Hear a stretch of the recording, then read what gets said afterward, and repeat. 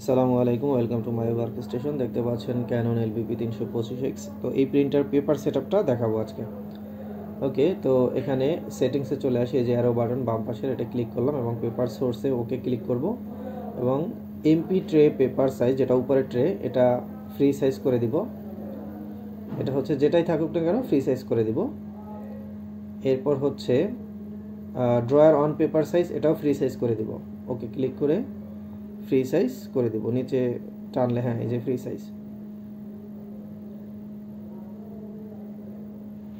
এরপর হচ্ছে standard paper size, standard paper সাইজটা A4 থাকবে, এটা A4ই রাখবো।